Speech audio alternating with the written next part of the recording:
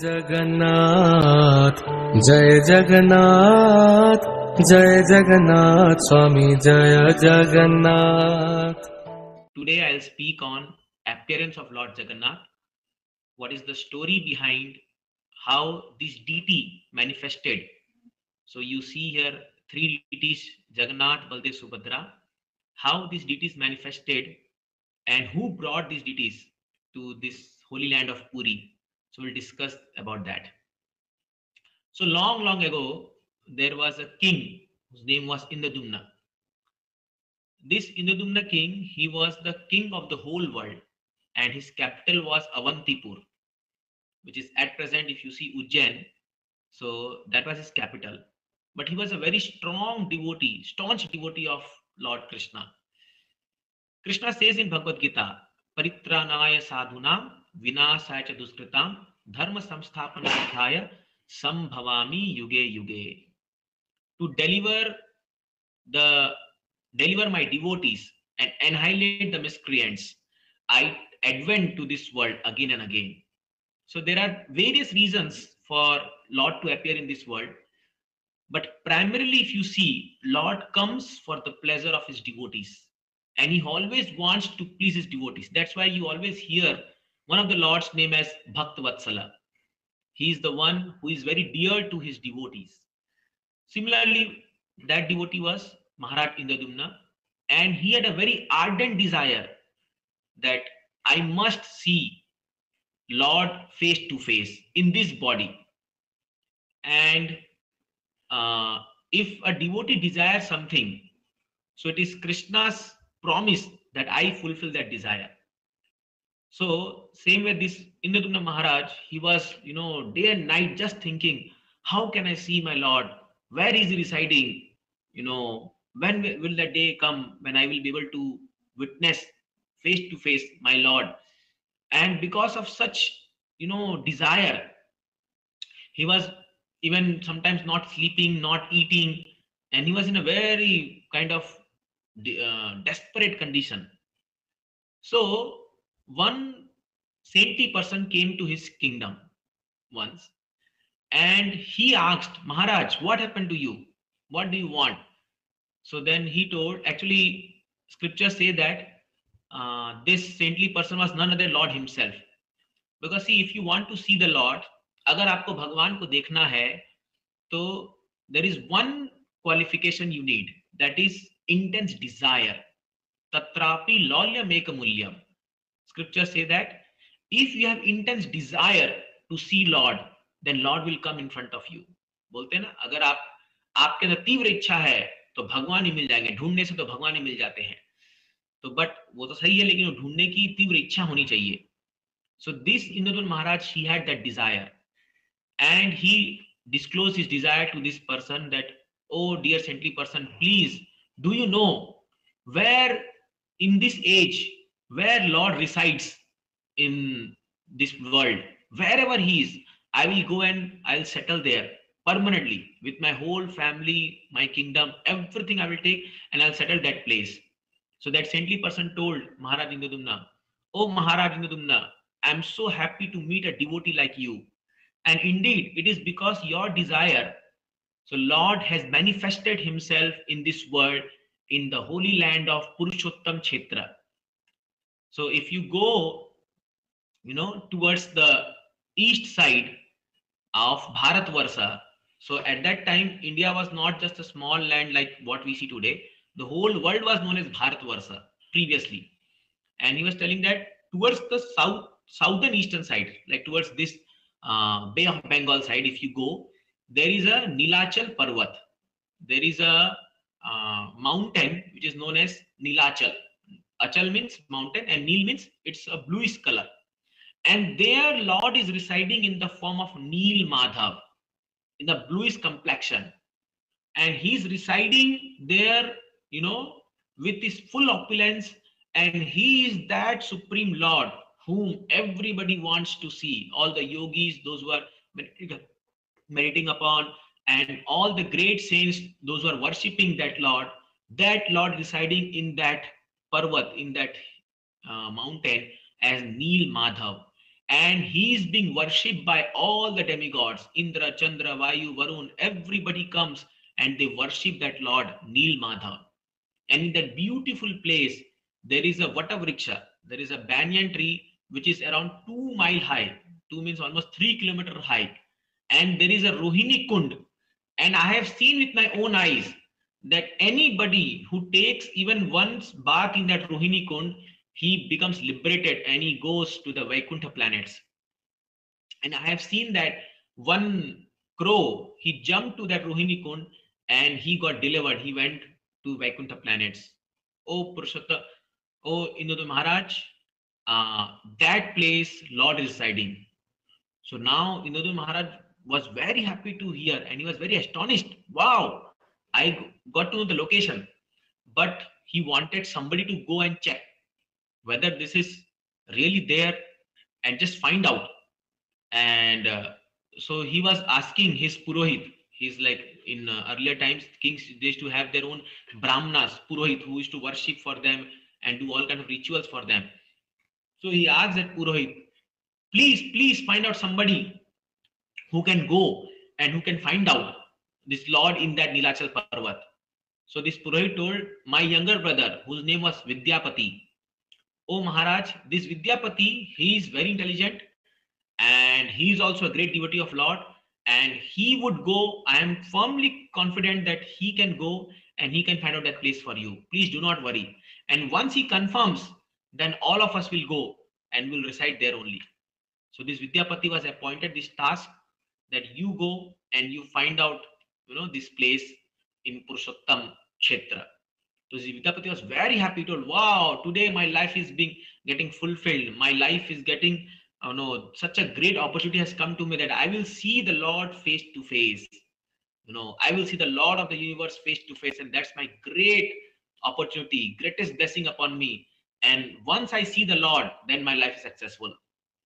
See, now all of your students, so of course we have different definition of success. Some of you may want to go to IIT, NIT, or some medical college, or earn some money. A lot of things are there in life.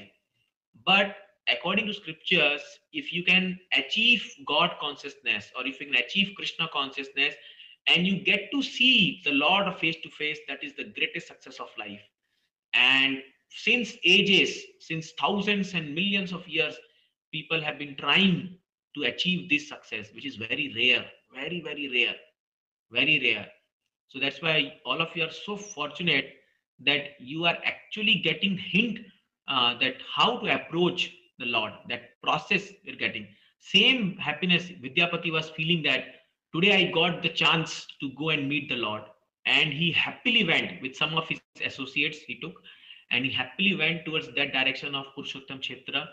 And he even forgot to eat, drink, because he was in so much ecstasy.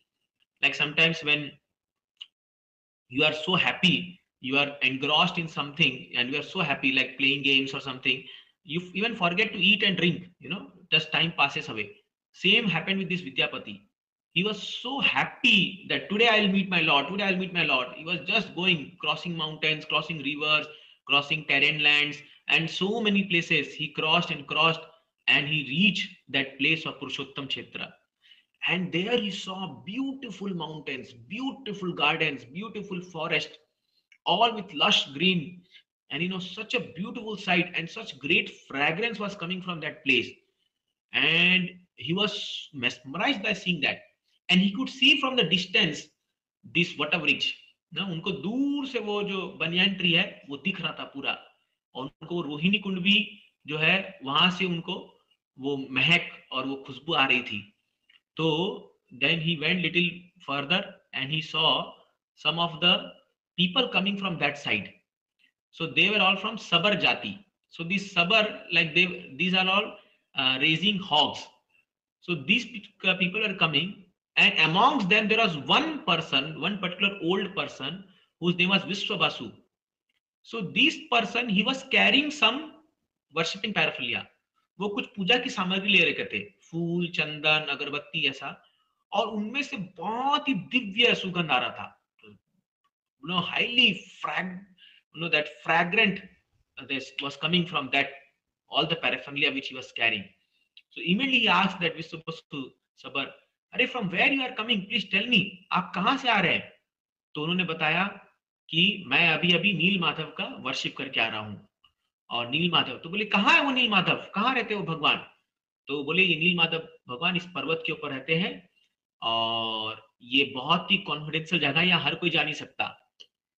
तब विद्यापति ने बताया, हे विश्ववसु, मैं आपसे हाथ जोड़ के विनती करता हूँ, प्लीज मुझे वो स्थान दिखा दीजिए, क्योंकि हमारे महाराज इंद्रदुम्न जो है वो इस नील माधव को देखने के लिए बहुत ही लालायित है, बहुत तत्पर है, और उनका जीवन जो है बहुत ही कठिन होते जा रहा है उनके लिए, because he has such ardent desire, उनकी इतनी इच्छा है कि वो नील माधव को देखे। तो फिर विश्ववसु बोले, अब उनको एक चीज याद आ गया। तो उनको बहुत साल पहले एक ऋषि ने बताया था कि विश्ववसु, जब तक महाराज इंद्रदुम्न यहाँ नहीं आते हैं तब तक जो है ये नील माधव जो यहाँ पर रहेंगे। जैसे इंद्रदुम्न महाराज यहाँ पर आएंगे वो लुप्त हो जाएंगे, और फिर वो जो है नील माधव दूसरे रूप में आएंगे। तो जैसे विश्ववसु सबर ने ये बताया इनको, विद्यापति को, देखा कि आ गया, तो विश्ववसु सोचा कि अरे हाँ, लग रहा है वो दिन आ गया कि अब नील माधव हमसे ओझल होने वाले हैं। बट भगवान की आज्ञा समझ करके वो उनको लेके चले गए ऊपर। वो लेके जाते हैं ऊपर, और जैसे ही वो वहां पहुंचते हैं तो क्या देखते हैं वो, रोहिणी कुंड देखते हैं, वट वृक्ष देखते हैं सामने। और वो रोहिणी कुंड में आज भी आप अगर जगन्नाथ मंदिर जाएंगे तो वहां पर आप देखोगे रोहिणी कुंड है बगल में, अभी इसको बंद करके रखे हुए हैं, और रोहिणी कुंड है। उसमें एक कौवा जो है, वो कौवा जस्ट आता है और उसके पानी को स्पर्श करता है। जैसे ही उसके पानी को स्पर्श करता है और वो चतुर्भुज धारण करके, 4 हाथ धारण करके वैकुंठ लोक चला जाता है, एक कौवा। तो ये तो विद्यापति सोचता, अरे वाह, अरे ये कौवा जब इस पानी को स्पर्श करके वैकुंठ चला गया, तो इंसान की तो बात ही क्या है। मैं भी जम मारता हूं इसमें, अभी मैं भी जम मार के मैं भी चला जाता हूं भगवान के धाम, और मुझे नहीं रहना है संसार में। तो फिर आकाशवाणी हुई, अरे विद्यापति क्या कर रहे हो तुम, तुम्हारे महाराज तुम्हारा इंतजार कर रहे हैं, तुम उनको भूल गए। तो फिर उनको याद आया, अरे हाँ, मैं किस कार्य से आया था और मैं क्या करने बैठा, ऐसा उनको याद आया। और फिर वो नील माधव को देखे, साक्षात भगवान को देखा उन्होंने, शंकर चक्र गदा पद्म धारण करके, पूरा नीला मेघ श्यामम का उनका जो शरीर पूरा, हाँ, और एकदम लंबा माला पहने हुए हैं, कान में जो है उनके मकर कुंडल लगे हुए हैं, वैजंती की माला पहने हुए हैं वो, और उनका शरीर पूरा पीताम्बर, इतना सुंदर एफल्जेंट, मालो 100 सूर्य जैसे एफल्जेंट हो रहे हैं, वैसे एफल्जेंस उनके शरीर से पूरा निकल रहा है। Just imagine if you can see lord face to face. अभी हम कोई भगवान का पिक्चर ही कोई खरीदते हैं तो इतना सुंदर दिखते हैं, जो कोई अगर एग्जैक्टली इनको देख लेगा तो क्या उनका भाग्य और कितना भगवान का सौंदर्य होगा। It's so beautiful, you can't imagine. Scripture say that कि भगवान की सुंदरता जो है करोड़ों कामदेव से भी ज्यादा है। Kamdev is that, Kamdev is a deity, और कामदेव इज अ डेमिगॉड। वो जो इस दुनिया में जो भी आकर्षण होता है, एक बॉय एक गर्ल के बीच में, स्त्री पुरुष के बीच में जो भी आकर्षण होता है, उसके रिस्पॉन्सिबल कामदेव है। And he is extremely beautiful, cupid we say in English, Cupid. But भगवान इतने सुंदर हैं कि करोड़ों क्यूपिड उनके सामने फेल है, वो मूर्छित हो जाते हैं भगवान की सुंदरता को देख करके। तो इसीलिए ये जब नील माधव को उन्होंने देखा तो ये बोले, अवाक रह गए, वाह व्हाट अ ब्यूटीफुल पर्सनालिटी। और फिर वहां वो वर्शिप किए उनको, और वो जो है वो फिर विश्व बसु उनको अपने घर में लेके आए। तो जब विश्व बसु उनको घर में लेके आए तो विश्व बसु के घर में बहुत ऐसे ऐसे चीजें थी, मतलब प्रसाद था भगवान का, जो इस दुनिया में दिखता ही नहीं था, जो कभी विद्यापति ने देखा ही नहीं था। तो विद्यापति ने पूछा, अरे ये सब कहाँ से आया? बोले कि यहाँ पर हर दिन डेमिगॉड्स, जो मतलब देवता लोग हैं, इंद्रलोक से आते हैं और विश्व वसु की पूजा, सॉरी, नील माधव की पूजा करते हैं। तो ये जो भी बच जाता है प्रसाद वो मैं ले आता हूँ यहाँ घर में, और हम लोग इसको प्रसाद ग्रहण करते हैं। और वो एकदम दिव्य प्रसाद था, और उसको खाते बोलते ये प्रसाद जो भी खाएगा वो कभी बूढ़ा नहीं होगा, he will never get old and he will never fall sick, he will never fall sick and he will never get old because of eating this prasadam of Lord Neel Madhav. So Vidyapati सुन के बहुत खुश हुए, and then Vidyapati goes back to Avantipur. So then he goes back to Avantipur, and he goes and he claims, as soon as he enters the kingdom and king saw Vidyapati. जैसे उन्होंने देखा तो उन्होंने बोला, विद्यापति को देखते ही इंद्रद्युम्न महाराज अपने सिंहासन से उठे और उनको एम्ब्रेस किया, उनको वेलकम किया, बहुत ग्रैंड वेलकम किया। And then Vidyapati explain all thing, he told, O lord, O my king, I saw with my own eyes the great lord of this universe, what a beautiful sight I had seen, I can't explain you, it is inexplicable. वो वर्णन नहीं कर सकते हम, इतना सुंदर स्थान है। और जो एक बार वो व्यक्ति जो स्थान को चला जाए, वो दोबारा इस दुनिया में और उसको कुछ और पाने की इच्छा ही नहीं होगी, इतना ब्यूटीफुल जगह में जाके आ रहा हूं। तो इंद्रद्युम्न महाराज का इधर बहुत ही एक्साइटमेंट बढ़ रहा है, बोले चलो चलो चलो, तो हमको जल्दी जल्दी चलना है। But then Indradyumna Maharaj he declared that now nobody else will stay here, we will just leave this Avantipur and all of us, सोचिए पूरा किंगडम, उनके सारे वाइफ, सारे मंत्री, सारा खजाना, सब कुछ लेके हम जाके वापस जाएंगे। So he went with all of his paraphernalia, सब के साथ वो चले गए। बोले अब और को वापस आने ही दिया, मतलब सोचिए एक ही बार में वो पूरा शहर जो है उनका कैपिटल, वो पूरा उजाड़ बन गया होगा। And then they goes there and actually when he was very excited, so Narad Muni comes to Indradyumna Maharaj and Narad Muni also joins his celebration that we have found the Lord, the Supreme Lord। और जब नारद मुनि के साथ वो जाते हैं आगे, तो वो लोग पुरुषोत्तम क्षेत्र में पहुंचते हैं। तो पुरुषोत्तम क्षेत्र में पहुंचने के बाद उत्कल, एक्चुअली ओडिशा का पहले नाम था उत्कल प्रांत, उत्कल बोलते थे। तो वहां के जो राजा थे, वो राजा आकर के वेलकम करते इंद्रद्युम्न महाराज का। तो वो राजा जैसे ही इंद्रद्युम्न महाराज उत्कल के महाराज को देखते हैं, तो वो उनको प्रणाम करते हैं, उनको गले लगाते हैं और बोलते हैं, अरे आप कितने भाग्यशाली हो कि आप ऐसे प्रांत में रह रहे हो जहां भगवान साक्षात विराजमान करते हैं। कैसी चल रही है उनकी पूजा, और ये मैं भी उनके साथ उनसे ही मिलने आया हूँ। तो फिर वो राजा बोलते हैं एक्चुअली क्या हुआ, जैसे विद्यापति निकलते हैं वहां से, तो एक बहुत आंधी तूफान आता है और नील माधव जो है डिसअपियर हो जाते हैं। वो पूरा जंगल जो है वो पूरा मतलब हवा से, पानी से पूरा वो हो जाता है और डिसअपियर हो जाते हैं नील माधव। तो वो राजा बोलते हैं कि कैसा भाग्य हमारा महाराज इंद्रद्युम्न, आप तो भगवान के बड़े महान भक्त हो और आपके आने से तो बहुत शुभ हुआ, लेकिन एक दुखद घटना ये हुई कि अभी कुछ दिन पहले ही जो है वहां इतना जोर तूफान और बारिश आई कि पूरा वो जो नीलाचल पर्वत है वो पूरा अस्त व्यस्त हो गया है और नील माधव जो है डिसअपियर हो गए वहां से, अब गायब हो गए नील माधव। तो जैसे इंद्रद्युम्न महाराज ये सुनते हैं कि नील माधव गायब हो गए, क्या, वो वहीं पर बेहोश हो जाते हैं गिर करके। क्योंकि आप सोचिए, जो व्यक्ति अपना सब कुछ छोड़ छाड़ के भगवान के पास मिलने आया है और उसको पता चले कि वो गायब हो गया है, वो अब है ही नहीं, तो कैसा लगेगा। तो वो तुरंत गिरते हैं धाड़ से। और फिर नारद मुनि वहां रहते हैं, नारद मुनि को बोलते हैं, महाराज क्या हो गया आपको। तो बोले मेरा जीवन बेकार हो गया, अब क्या फायदा इस जीवन का, मैं अभी इस नदी में कूद करके जो है अपना प्राण दे दूंगा, मुझे और नहीं जीना है, क्योंकि मुझे भगवान का दर्शन नहीं होगा। तो नारद मुनि बोले, महाराज धैर्य मत हारिए, आप धैर्य रखिए, मुझे ब्रह्मा जी ने इसी कार्य के लिए भेजा है। और मुझे ब्रह्मा जी ने कहा था कि भगवान इंद्रद्युम्न महाराज की इच्छा को पूर्ण करने के लिए एक स्पेशल रूप में आएंगे इस धरती पर।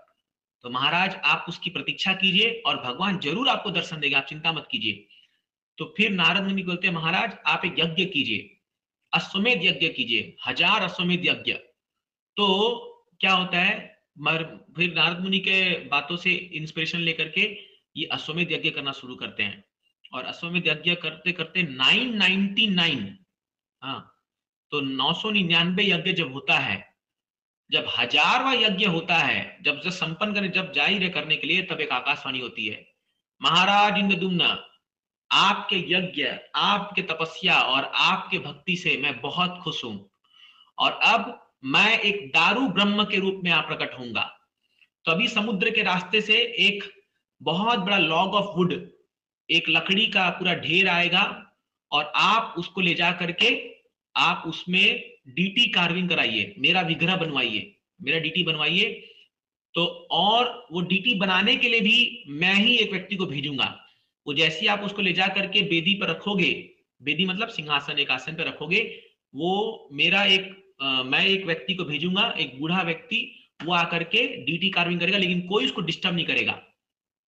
तो महाराज बोलते ठीक है। ये आप जैसा बोला वैसा ही करेंगे। और फिर actually I am telling you story in very short, ये बहुत लंबी कहानी है, it will take long time, but I am just cutting it short and telling you very briefly. तो फिर महाराज जब यज्ञ संपन्न होता है, सब होता है, तो वो लॉग उड़ाता है। वो इतना भारी होता है, इतना भारी होता है कि जो है वो लोग उठा ही नहीं पाते। कैसे तो भी कर करके जो है उसको ले करके वो लोग उस बेदी में जाके रखते हैं अंदर। और फिर जैसे ही वो बेदी में रखाता है तो एक बूढ़ा ब्राह्मण, एक बूढ़ा आता है, वो कारपेंटर होता है, वो बोलता है कि मैं डीटी कार्व करूंगा, मैं इसमें से विग्रह बनाऊंगा भगवान के। और बोलता है लेकिन मेरी एक शर्त है कि मुझे कोई डिस्टर्ब नहीं करेगा, जब तक मैं डीटी बनाते रहूंगा तब तक बाहर आप लोग कीर्तन करो, आप लोग गाते रहो, आप लोग कीर्तन सब नृत्य करते रहो, क्योंकि इसका साउंड इतना है कि आप लोग बहरे हो जाएंगे जब मैं कार्विंग करूंगा इसको। और कोई गेट नहीं खुलेगा और मुझे कोई डिस्टर्ब नहीं करेगा। बोले ठीक है महाराज, जैसे आपकी इच्छा। तो अंदर बंद हो गए। 15 दिन बीत गया, ना कुछ वो खाए ना कुछ पिए, कुछ नहीं किए। तो इधर गुंडीचा महारानी जो है, जो महाराज इंद्रदुम्न की जो पत्नी है, वो बहुत चिंतित हो गई। और वो बोली अरे आप कैसा काम कर रहे हैं आप, ये व्यक्ति जो है 15 दिन में कुछ खाया पिया नहीं है, और ये इतना दिन से काम कर रहा है, खोलो खोलो खोलो। वो पूरा इनको जो है फोर्स करने लगी कि खोलना पड़ेगा, खोल दिए खोल दिए, कहीं मर तो नहीं गया है। और ये खोल देते हैं गेट।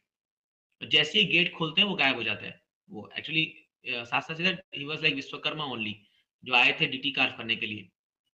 कहीं पे लिखा हुआ है कि वो भगवान ही बन के आते हैं वो कार्विंग करने के लिए। And when he opened and he saw, so then again he went into, lot of, like he thought that my God, what I did. मैंने अभी तक डीटी पूरा नहीं बना था और मैंने गेट खोल दिया। तो उसमें से सुभद्रा मैया के हाथ पांव नहीं थे, जगन्नाथ जी के खाली आधा हाथ बना था, पांव नहीं था, और बलभद्र जी का भी ऐसा ही था। तो वो देख करके वहीं फिर से वो मूर्छित हो गया और वो विलाप करने लगे, हाय हाय मैंने ये क्या कर दिया, मैंने ये क्या कर दिया। आज मेरी मूर्खता की वजह से ये भगवान प्रकट होते होते फिर से रह गए। लग रहा है मेरे भाग्य में ये है ही नहीं कि मैं भगवान का दर्शन कर पाऊं। और ऐसा वो विलाप करने लगे। And then again Narad Muni comes and he tells, no no no Maharaj Indradyumna, अरे this is the lord, this is the lord of the universe, यही तो है ये रूप जो मैंने द्वारका में देखा था भगवान का। जब भगवान की रानिया ने रोहिणी माता को प्रश्न पूछा था भगवान के वृंदावन लीला के बारे में, तब भगवान कृष्ण, सुभद्रा और बलराम गेट के बाहर वो लोग खड़े होकर के अपनी लीला सुन रहे थे। तो कृष्ण जब वो लीला सुनते हैं, कृष्ण अपनी लीला जब सुनते हैं, then he becomes Jagannath. So Krishna plus Krishna katha is Jagannath. मतलब जब भगवान अपनी कथा खुद सुन करके जो फॉर्म प्रकट करते हैं, वही है Jagannath. It's the ecstatic manifestation of Lord. इसलिए भगवान के आंख पूरे बाहर आ रखे हैं, हाथ अंदर गड़ गए। आप देखिए when you are in ecstasy ecstatic manifestation, उसमें आंख बुरी बाहर आ जाती है, बल्ज हो जाती है, हर हाथ गड़ जाते हैं। इट्स लाइक ग्रेट एक्सटेसी में थे भगवान। और वो रूप को नारद मुनि देखा था। और नारद मुनि ने कहा महाराज ये 100% भगवान है, आप इसकी बिल्कुल भी चिंता मत कीजिए कि आपसे कोई अपराध हुआ। नहीं, भगवान इसी रूप में इस कलयुग में प्रकट हुए हैं। दारू ब्रह्म, दारू मीन्स वुड, तो लकड़ी के ब्रह्म के रूप में भगवान प्रकट हुए हैं। और अब बस आप इनको इंस्टॉल करो और इनके लिए एक भव्य मंदिर का निर्माण करो, एक बहुत विशाल मंदिर का निर्माण करो, और हम स्वयं ब्रह्मा जी को बुलाएंगे इस मंदिर का उद्घाटन समारोह के लिए। उससे पहले भगवान नरसिंह देव का भी वहां स्थापना होता है, वो भी एक लंबी कथा है। तो नरसिंह का स्थापना होता है। So the point which I am telling is that see how lord manifested for the pleasure of Maharaj Indradyumna. And when Lord was established, then Maharaj Indradumna, he asked 3 benediction from Lord. He asked Lord, my first benediction is I should not have any son, मेरा कोई पुत्र नहीं हो। बोले why? Because अगर जो मेरा बेटा हो जाएगा तो वो इसको क्लेम करेगा, मंदिर को मैं ज्यादा, ये मंदिर सबका है, सारे भक्तों का है। बोले granted. Second, O lord you will never close your eyes, आप कभी अपने आंख बंद नहीं करोगे। इसलिए आप देखो जगन्नाथ जी को आईलिड्स नहीं होते, आप सदैव भक्तों को दर्शन देते रहोगे। इसलिए आप आज जगन्नाथपुरी जाइए, चाहे रात को 11, 12, 1 बजे आप जाइए, दर्शन आपको मिलेगा। सुबह भगवान का कुछ उठने सोने का टाइम नहीं है, जब कभी भी उठते हैं कभी भी जगते हैं और लोगों को दर्शन देते हैं, कॉन्स्टेंटली दर्शन देते हैं। तीसरा, ओ लॉर्ड आपके हाथ कभी सूखेंगे नहीं, आप इतना प्रसाद खाइए कि आपके हाथ हमेशा गीले रहें। तो इसलिए आप पुरी जाइए, चाहे 1 लाख लोग जाए, चाहे 1 करोड़ लोग जाए, हमेशा प्रसाद बंटता है वहां पर। हाँ, इतना अन्न बंटता है कि कोई ठिकाना ही नहीं है, इतने लोग प्रसाद खाते हैं वहां पर। This is because Indradev Maharaj wanted this from Lord, and this Lord Jagannath he appeared for the pleasure of Maharaj Indradyumna. So that's why आज जब हम पुरी जाते हैं और जगन्नाथ जी के दर्शन करते हैं, we should remember this devotees. Actually, without devotees, you cannot approach Lord. This is what scriptures say that. And Lord also doesn't appear without devotees. इसलिए those who try to approach God without approaching devotees, without pleasing devotees, without serving devotees, they cannot approach Lord directly. You need a devotee to go. हाँ? So जब भगवान को आपको मिलना है, that's why भक्तों के साथ जाइए. That's why when people go to Puri and all such places, holy places, if you go alone, you will not understand anything. But if you go with some devotees, so then you can understand. Like I get to know that in your Parikshit, they take you, all of you, for trips also.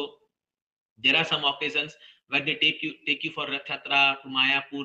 This is great opportunity that in such a young age you all are getting this opportunity to understand about, this Sanatan Dharma, about the Lord. And believe me, this is not just some exaggeration. These stories are all written in Skanda Puran, and now also there are innumerable pastimes. आज भी भगवान जगन्नाथ के इतने लीला भगवान करते हैं कि अगर आप उनको सुनोगे एक एक भक्तों के साथ, तो आप यकीन नहीं मानोगे कैसे ऐसा हो रहा है। बट ये होता है। This is not just mythology, this is not just our believe, but this is fact, this is practical, it is happening. And that's why you see all over the world now there is Rath Yatra going on all over the world because of ISKCON and Srila Prabhupada. आज पूरे दुनिया में there is not a one single city जहाँ रथ यात्रा नहीं होता है। हर city में रथ यात्रा होता है, all the places all over the world, because Srila Prabhupada wanted that this is Jagannath. Jagannath means the Lord of the universe. So that's why this was the story which how Lord appeared. And tomorrow I will speak on the glories of Puri Dham, how this Puri manifested and what are these glories, and how when we visit Puri, what should be our mood to go to Holy Dham and how we should perceive it. All these things I'll speak tomorrow. Jaya Jagannath, Jaya Jagannath, Jaya Jagannath Swami, Jaya Jagannath.